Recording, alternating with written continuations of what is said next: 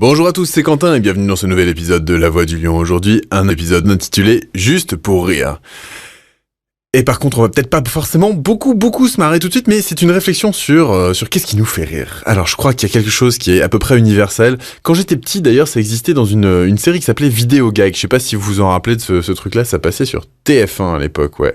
C'est vieux, c'est très très vieux.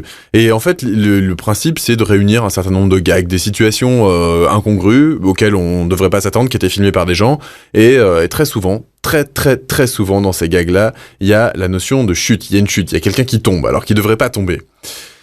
Et ça, je voudrais y revenir à la fin de ce podcast. Mais d'abord, je voudrais énoncer deux choses qui nous font rire. On rigole de l'ignorance et on rigole de la bêtise. Et c'est des choses auxquelles j'ai été confronté personnellement. En effet, je suis parti vivre à l'étranger lorsque j'étais étudiant. Je suis parti vivre à Southampton. Quand j'étais là-bas, j'avais un niveau d'anglais qui était vraiment pas terrible. Et je ne comprenais pas ce qu'on me disait. Je vivais dans une famille d'accueil et je me rappelle très bien, Rob, le fils de cette famille d'accueil, me parlait et je ne comprenais pas ce qu'il me disait. Et donc du coup, je ne réagissais pas à ses injonctions. Et il m'a pris pour un débile. Mais il m'a pris pour un débile profond. Il se moquait de moi en permanence. Et moi, j'étais là et je comprenais pas ce qu'il me demandait. Du coup, je souffrais pas mal de cette situation. En plus de ça, j'étais forcément loin de chez moi, loin de mes repères, loin de ma culture, dans une langue où je comprenais rien du tout, ou en tout cas très peu, pas suffisamment pour pouvoir m'en sortir. Et donc, ça a été un moment très, très difficile pour moi parce que j'avais l'impression d'avoir une capacité cognitive et cérébrale qui était conséquente, mais de ne pas pouvoir la mettre en exécution, limitée par la barrière du langage. Donc j'étais dans l'ignorance. Et Rob se moquait de moi parce qu'il était persuadé que j'étais bête. Et donc, ça m'amène à la définition de ce qu'est l'ignorance et ce que c'est que la bêtise. L'ignorance, pour moi, c'est le non-accès à une zone de savoir ou de connaissance. Alors dans le savoir, j'entends savoir-faire, savoir-être, savoir-vivre, même si tout ça, ça peut paraître complètement dénué de sens. On pourrait y revenir dans un prochain podcast. En effet, savoir-vivre, en fait, on sait tous vivre puisqu'on est tous vivants, donc on pourrait y revenir. Et un non-accès aussi à la zone de connaissance. Donc la connaissance, c'est quoi ? C'est la construction mentale d'un corpus de connaissances qui est commun à tout le monde, et donc commun entre soi et les autres. Et ce corpus de connaissances, si on y a accès, à ce moment-là, on peut se retrouver dans l'autre, on se sent tout de suite beaucoup moins seul, et on va pouvoir partager des expériences de vie.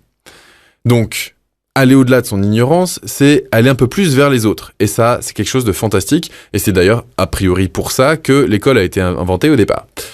Et la bêtise maintenant. Eh bien la bêtise c'est quoi ? C'est lorsqu'on a accès à ces données, donc tout ce savoir et toutes ces connaissances, donc on n'est pas dans l'ignorance, on a accès à tout ça, mais on est incapable de les mettre en relation. On est incapable d'interconnecter ces connaissances.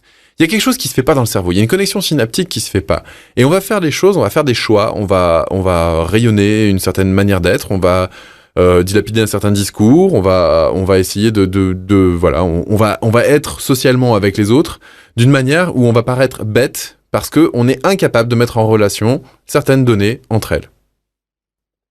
Alors maintenant, pourquoi est-ce que derrière cette ignorance et cette bêtise, il y a autant de gens qui rigolent et qui se moquent ? Parce que quand on en parle comme ça, on se rend bien compte que ce soit l'ignorance ou que ce soit la bêtise, ce sont deux choses délicates pour la personne qui les vit, parce qu'on est tous ignorants dans certains domaines et on a tous des limites au niveau de l'interconnexion entre les données dans notre cerveau. Il y a des choses qu'on arrive à mettre ensemble et puis des choses qu'on n'arrive pas à mettre ensemble, et il n'y a rien de plus humain à ça. Et très souvent, on se moque de l'ignorance et de la bêtise, alors que la question c'est pourquoi ? Pourquoi est-ce qu'on se moque et pourquoi est-ce que ça nous fait autant rire ? Pourquoi est-ce que cette chute dont je parlais tout à l'heure, alors qu'elle devrait pas arriver, nous fait autant marrer ? Eh bien, la réponse que j'ai trouvée est la suivante. C'est parce qu'il existe un décalage quand on voit ça entre la personne qui le vit, à savoir a priori un adulte, ou en tout cas quelqu'un qui a déjà appris à marcher, et un bébé.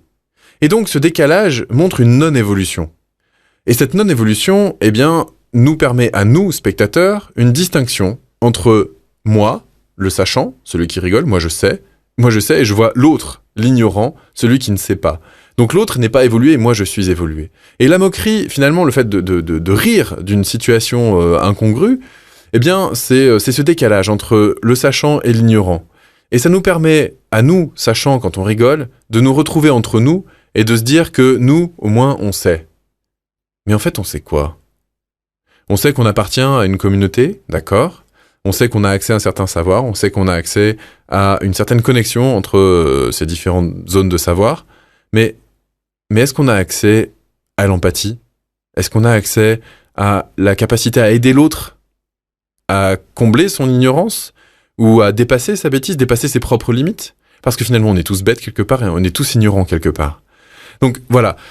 Maintenant, pour amener un petit peu de légèreté, bah oui, des fois c'est plus fort que nous, ça nous fait rire. Mais c'est vraiment, je crois, dans cette construction de l'inconscient qui est qu'on a évolué, on ne peut plus revenir en arrière, on ne peut plus revenir à l'état de bébé qui ne sait pas marcher et qui tombe. Et donc, on va se voir en tant qu'adulte, en tant que sachant tenir debout, et on va pas se moquer de l'adulte qui marche, mais on va se moquer de l'adulte qui tombe parce qu'il a un comportement en décalage avec ce qu'on attendrait de lui. Et c'est ce décalage qui fait sourire, voire qui fait exploser de rire.